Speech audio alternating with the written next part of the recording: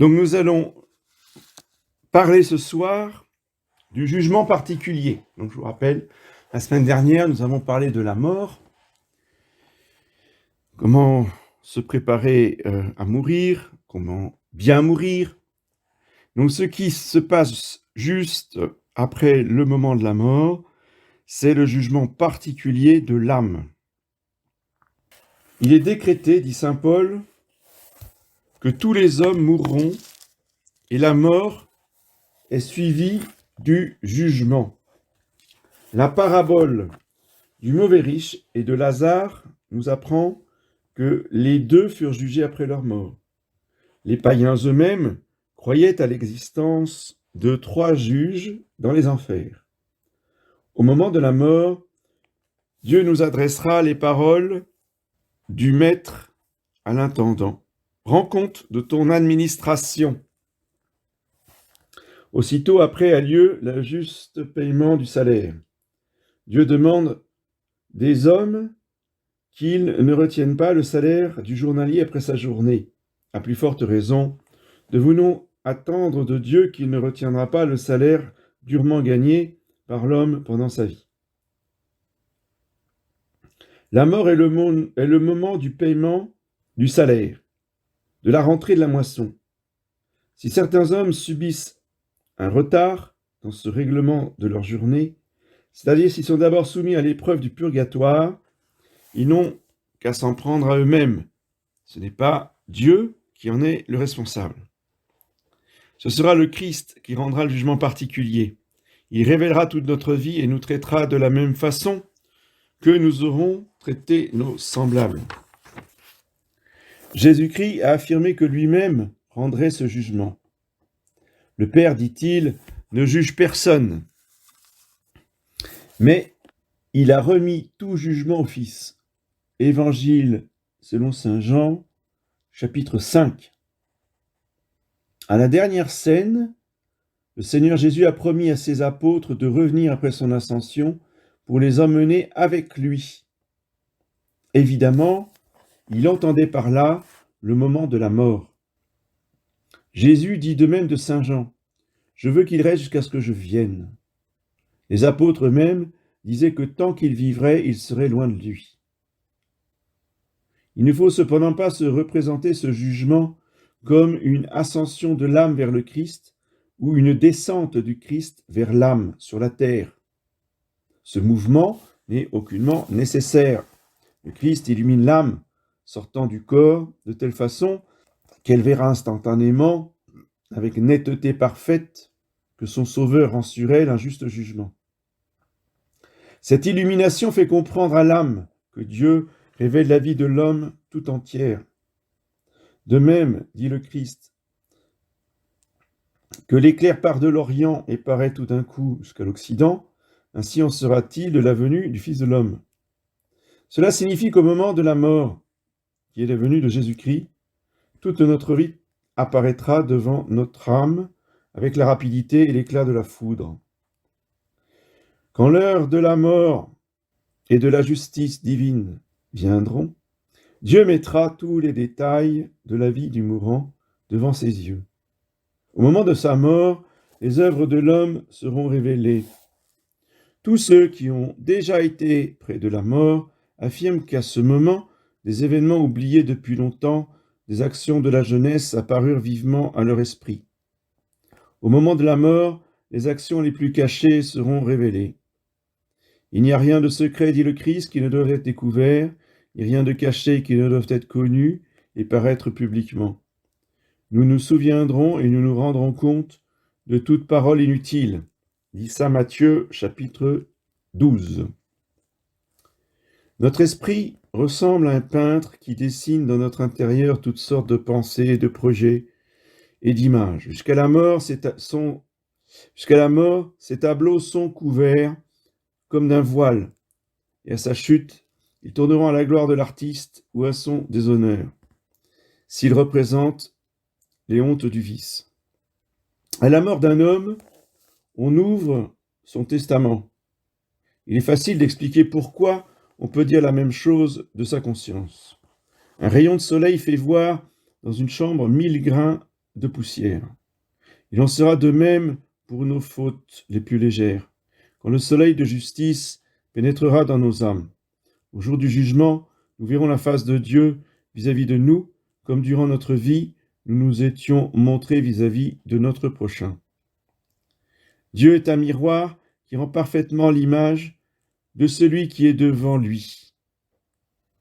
On se servira, dit le Christ, de la même mesure dont vous vous êtes servis envers les autres. Saint Matthieu chapitre 7. Le jugement est donc suivi de la rétribution. Après le jugement particulier, les âmes vont soit au ciel, soit en enfer, soit au purgatoire. La parabole du mauvais riche et du pauvre Lazare nous montre que la sentence du juge est exécutée immédiatement. L'Église enseigne que les âmes qui n'ont pas péché après le baptême, que celles qui, après avoir péché, ont complètement expié leurs fautes, soit sur terre, soit au purgatoire, sont reçues aussitôt dans le ciel, et que celles qui meurent dans le péché mortel tombent aussitôt en enfer.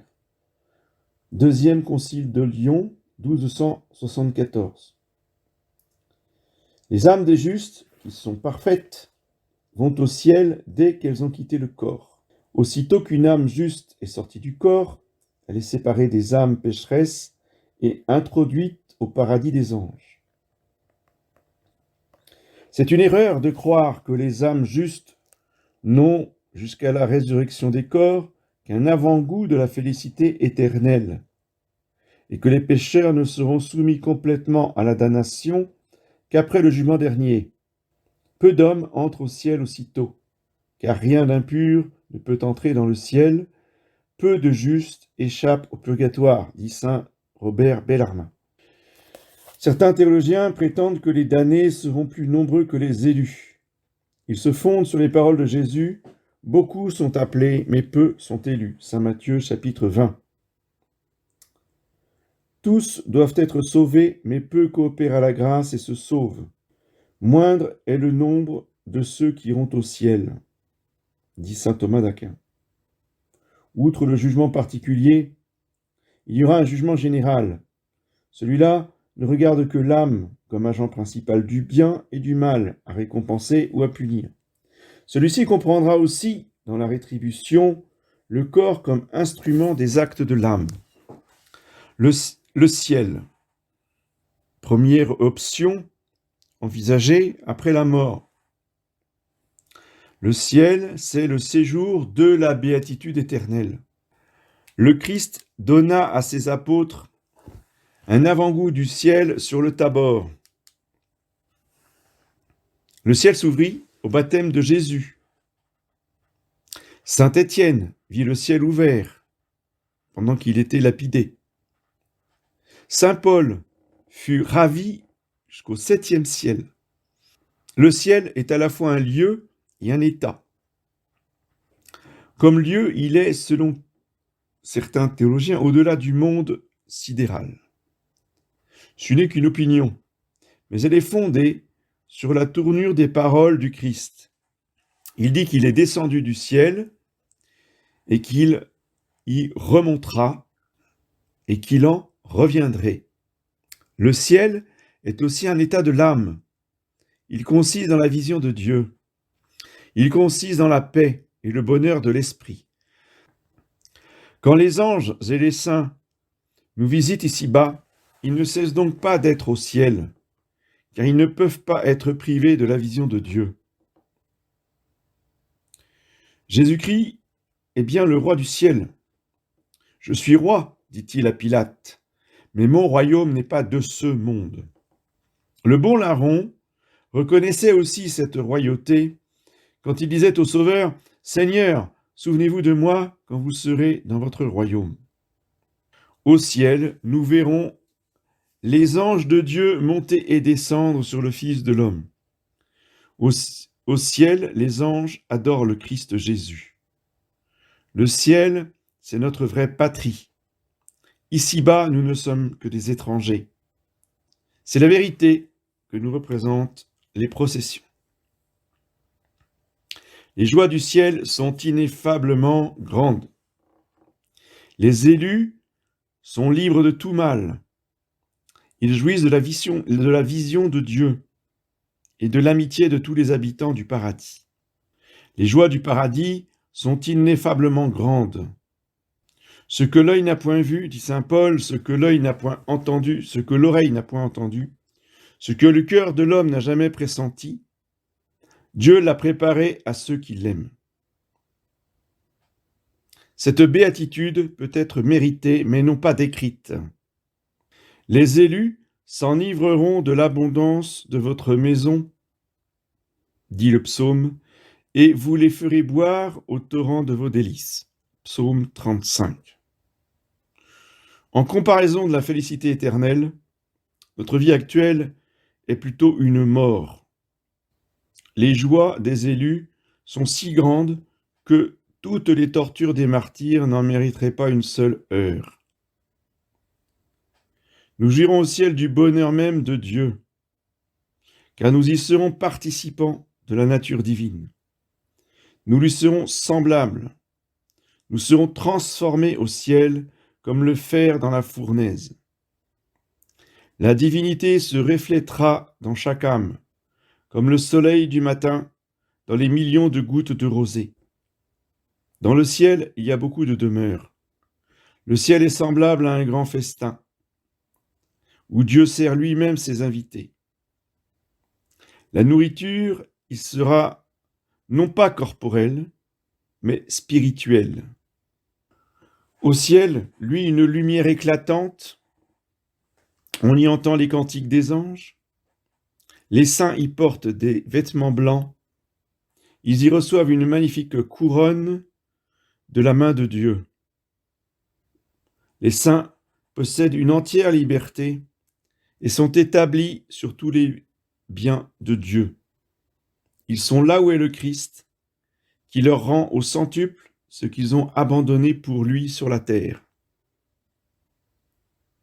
Le firmament visible est déjà si beau, combien plus beau sera le séjour près du trône de Dieu même.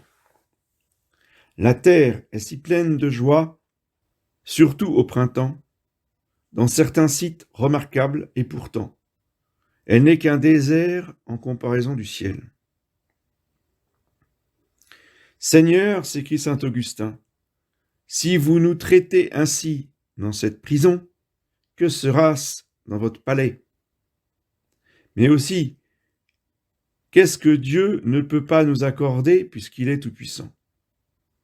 Néanmoins, les joies du ciel ne sont pas sensuelles, comme celles du paradis que promet Mohammed à ses musulmans. Si un cheval était capable de penser, il ne s'imaginerait pas que son maître se fait servir du foin le jour de ses noces. Les élus sont libres de tout mal, et il est plus facile d'énumérer les maux dont ils sont délivrés que les joies dont ils jouissent. Ils ne souffrent ni de la faim, ni de la soif. Au ciel, il n'y aura plus ni mort, ni deuil, ni gémissement, ni douleur, ni nuit. Ils seront incapables de pécher. Leur volonté sera absorbée par celle de Dieu, comme une goutte d'eau mêlée à une coupe de vin en prend le goût et la couleur. Les élus voient continuellement la face de Dieu. Ils reconnaissent clairement l'immensité, les perfections et toutes les œuvres de Dieu. Ils voient Dieu comme il est. Ils le voient aussi présent à leur intelligence que l'arbre à l'œil qui le voit. Les élus sont incapables de cette vision par leur propre force naturelle, aussi peu que nous le sommes de la foi. Ils en sont rendus capables par une action spéciale de Dieu qu'on appelle la lumière de gloire. Cette vision rend les élus semblables à Dieu et leur procure des délices ineffables. Toutefois, ils se réjouissent encore plus de la béatitude de Dieu que de la leur propre. Alors, à propos de cette lumière de gloire, vous voyez, pour reprendre ce que je vous disais sur le fonctionnement de l'âme humaine, l'information spirituelle, l'intelligence abstrait la nature des choses réelles qui nous entourent à partir de l'image qui est dans l'imagination. Et donc, elle en extrait la nature universelle. Et elle en fait une idée. Voilà. Donc ça, c'est le mécanisme, si vous voulez, de l'abstraction. Quand on est face à Dieu, on n'est pas face à une chose extérieure à nous. Dieu n'est pas une chose, il n'est pas matériel. Donc, la lumière de gloire vient, si vous voulez, à l'entrée de l'intelligence. Elle remplace l'image de l'imagination et elle illumine directement l'intelligence, qui est remplie de cette vision de Dieu qui ne passe pas par les sens. Nos idées viennent de nos 5 sens, je vous ai dit, c'est le toucher, l'ouïe, le goût, etc., la vue, qui se sont synthétisés dans une image, dans l'imagination, et c'est à partir de ça que l'intelligence travaille. Tandis que pour Dieu, vous voyez, Dieu qui est un pur esprit, qui n'est pas matériel, il intervient directement à l'entrée de l'intelligence. Si la connaissance des choses créées est déjà une grande jouissance, combien plus grande sera celle du Créateur lui-même? Aussi, saint Augustin s'écrit-il, « Se réjouir auprès de vous, Seigneur, de vous et à cause de vous, c'est en cela que consiste la vie éternelle. » Cette connaissance de Dieu engendre nécessairement l'amour de Dieu. L'un grandit en proportion de l'autre. Les élus, dit saint Anselme, vous aimeront, Seigneur, autant qu'ils vous connaîtront. La connaissance de ce grand bonheur est l'absence complète de toute tristesse, car une joie vive est incompatible avec la douleur, et vice-versa. Les saints s'aiment aussi les uns les autres. Ils sont tous un en Jésus-Christ. L'amour, qui est la vie des élus au ciel, est si grand que l'élu le plus étranger à nous nous aime encore plus que des parents n'aiment leurs enfants. L'amour seul distingue les enfants du royaume céleste des enfants de perdition. Et quelle joie n'éprouverons-nous pas quand nous retrouverons là-haut nos parents et nos amis après une cruelle séparation. Grande était en effet déjà la joie de Jacob retrouvant son fils Joseph comblé d'honneur. Au ciel, nous sommes attendus par une foule d'amis. Les joies du ciel durent éternellement.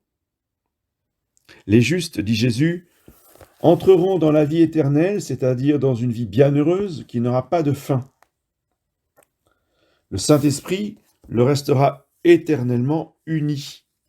Personne ne pourra leur enlever leur joie. Les grands seigneurs, les princes et les rois ont coutume de rétribuer leurs serviteurs, lors même que ceux-ci ne peuvent plus continuer leur service. Oui, c'est la retraite. Or, Dieu est le plus grand de tous les seigneurs et doit être le plus magnifique dans ses récompenses.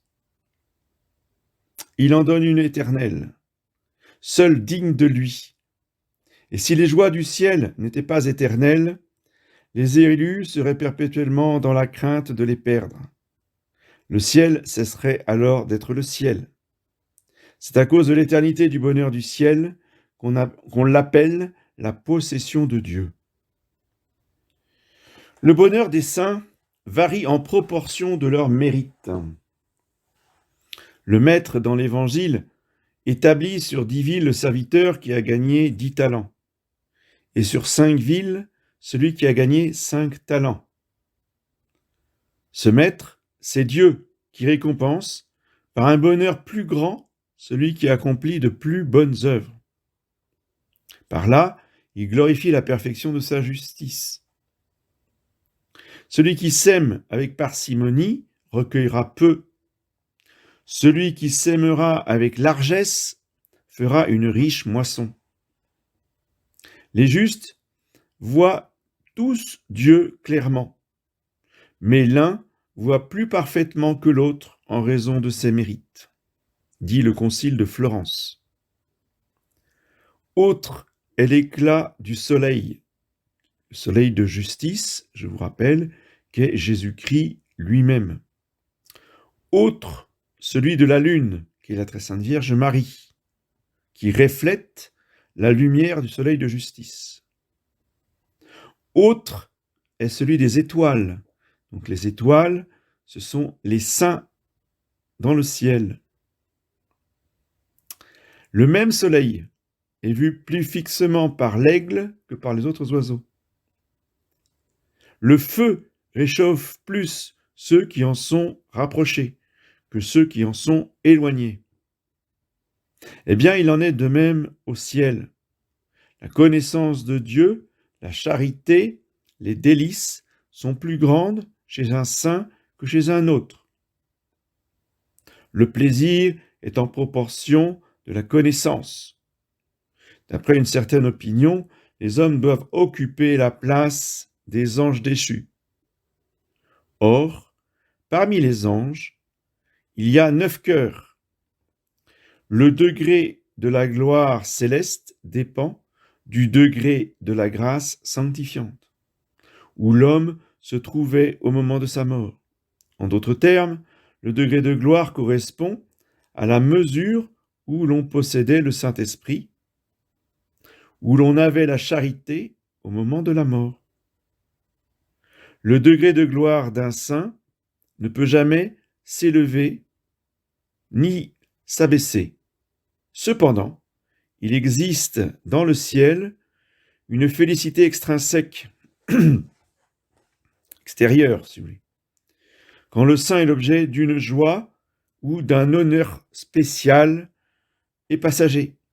Il y a, dit le Christ, un bonheur dans le ciel chaque fois qu'un pécheur se convertit. On voit bien que cette joie-là, elle n'était pas là avant. La béatification, la canonisation, la célébration d'une fête, les invocations, le saint sacrifice de la messe et les actes vertueux offerts à Dieu en l'honneur d'un saint contribuent certainement à sa félicité au ciel. Il est probable que dans ces occasions, le saint soit honoré spécialement par les anges. Sainte Gertrude voyait dans ces circonstances les saints revêtus de vêtements plus éclatants et servis par des serviteurs plus nobles. Leur bonheur paraissait augmenter. Malgré la diversité de la récompense, il ne règne chez les saints aucune envie, aucune rivalité. Tous ont reçu du père de famille un denier. Ce denier, c'est la vision béatifique. Quand 2 enfants, dit saint François de Sales, reçoivent de leur père des habits de la même étoffe, le plus petit n'envie pas le plus grand, car il ne pourrait pas se servir de son habit. Il en est de même au ciel, bien plus chacun s'y réjouit du bonheur de l'autre. La joie et le bonheur de l'un font la joie et la félicité de l'autre. Donc, saint François de Sales prend l'exemple des 2 frères, d'un grand et d'un petit. Sainte Thérèse de l'Enfant Jésus, elle prend l'exemple d'une grande barrique et d'un petit dé à coudre. C'est la même image. Le ciel n'est accordé qu'aux âmes parfaitement pures de péché et de peine du péché. Donc n'entre au ciel que des âmes totalement, absolument purifiées. On ne peut pas rentrer au ciel la moindre tache de péché. Les âmes seules entreront au ciel qui n'auront commis aucun péché après le baptême ou qui, ayant péché, auront complètement expié leur faute, soit sur la terre, soit au purgatoire, dit le concile de Florence. Rien d'impur n'entrera dans le ciel. Le ciel n'a été ouvert que par la mort du Sauveur, les âmes des justes furent obligées d'attendre leur rédemption dans les limbes. Donc, non seulement le ciel est réservé à des âmes qui n'ont aucune trace de péché, mais bien évidemment, toutes les âmes qui sont au ciel sont nécessairement catholiques, membres de l'Église catholique. Ne sont au ciel que les membres de l'Église triomphante. Tous ceux qui sont en dehors de l'Église ne peuvent pas entrer dans le ciel. Quand même important de le rappeler aujourd'hui. On gagne le ciel par la souffrance et les victoires sur soi-même. Il faut, dit saint Paul, entrer dans le royaume de Dieu par beaucoup de tribulations.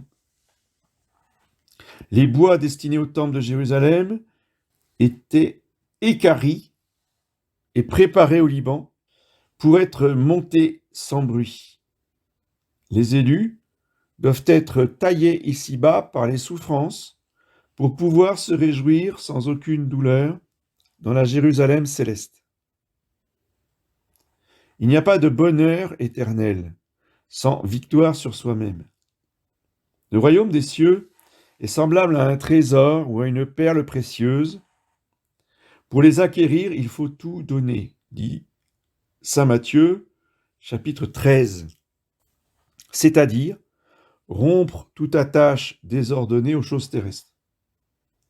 On n'obtient un grand salaire que par de grands efforts. Le royaume des cieux souffre violence. Saint Matthieu, chapitre 11. La porte et la voie qui conduisent à la vie sont étroites. Celui-là seul obtient le prix de la course, qui court avec rapidité et persévérance, qui se dépouille de tous les vêtements superflus. Pour obtenir la couronne à la lutte, il faut d'abord s'abstenir de tout ce qui peut affaiblir le corps. Pour arriver au ciel, il faut donc être martyr, au moins non sanglant. C'est le motif pour lequel la fête de Saint-Étienne suit immédiatement celle de Noël. Celui, dit Jésus, qui aime sa vie la perdra, et celui qui la méprisera en ce monde la retrouvera. C'est-à-dire, celui qui recherche les plaisirs et les jouissances de ce monde sera damné, et celui qui s'efforcera de s'en détacher sera sauvé. Mais plus notre salut nous coûtera d'efforts, plus notre joie sera grande, car une joie méritée réjouit doublement. Pour les justes, le ciel commence partiellement dès ici-bas. En cherchant la vie éternelle, les justes en jouissent déjà, dit saint Augustin. Les justes possèdent la véritable paix de l'âme, cette paix de Dieu qui dépasse toute intelligence. Aussi sont-ils toujours gais, même quand ils jeûnent ou quand ils souffrent. Les justes possèdent le Saint-Esprit. Ils sont donc dès ici-bas unis à Dieu. Le Christ demeure déjà dans leur cœur. Ils ont au-dedans d'eux le royaume de Dieu. Quiconque pense au ciel sera sûrement patient dans les épreuves et méprisera les choses et les plaisirs de ce monde. Pensez à la couronne et vous souffrirez volontiers. Les souffrances de ce monde ne sont pas comparables à la gloire future qui sera révélée en nous. En méditant les choses célestes, celles du monde nous paraîtront futiles. Celui qui est sur le sommet d'une montagne ne voit pas les objets dans la vallée, ou ne les voit que très petits. L'oiseau qui vole très haut est hors d'atteinte du chasseur. Donc je terminerai, donc le chapitre est terminé là, sur le ciel. Je terminerai en disant qu'il faut toujours méditer le ciel. C'est la méditation du ciel qui nous fait avancer. Oui. C'est l'espérance de la récompense. On ne va pas au ciel en regardant les flammes de l'enfer. Donc il faut quand même, évidemment, toujours avoir à l'esprit que l'enfer existe, bien sûr. Prier pour les pauvres pécheurs qui tombent en enfer, se rappeler la vision de Notre-Dame de Fatima aux 3 petits-enfants, bien sûr. Mais le centre de notre vie spirituelle, l'objet principal de notre attention, de notre préoccupation, ce doit être le ciel, avec ses habitants, avec ses saints anges. Oui. C'est uniquement comme cela, en regardant le ciel, que nous avancerons et que nous ferons les sacrifices que notre Seigneur Jésus-Christ demande de nous. Surtout quand ça va mal, surtout quand c'est la tempête, surtout quand c'est la souffrance. Vous voyez ? Et là, plus que jamais, il faut méditer quasiment que le ciel. Quand tout va bien, quand on a plein d'amis, quand on n'est pas malade, quand on est jeune, quand on est en plein... C'est là qu'il faut méditer l'enfer. Vous voyez ? Mais plus on avance, plus on porte la croix, plus on est dans les épreuves, plus il faut méditer le ciel. Ça, c'est un grand principe. Voilà. Eh bien, c'est une très bonne question, savoir si on peut connaître dans quel cœur des anges se trouvent les saints. Eh bien non, on ne peut pas le savoir. On ne peut pas le savoir. On le découvrira quand on rentrera dans le paradis, mais avant, on ne le sait pas. Simplement, on voit très bien qu'il y a des saints qui sont beaucoup plus puissants, qui sont beaucoup plus, je dirais, profonds, intelligents. Il y a des savants, il y a des saints qui sont beaucoup plus tournés vers l'action. D'autres, alors certains sont tournés vers l'action, vers la jeunesse, d'autres sont tournés vers l'action auprès des vieillards et des malades, etc. Oui, il y a une richesse, une variété très grande, ça, tout le monde peut le constater. Maintenant, de savoir dans quel cœur des anges il se trouve, ça, c'est le secret de Dieu qui nous sera révélé quand nous serons au paradis.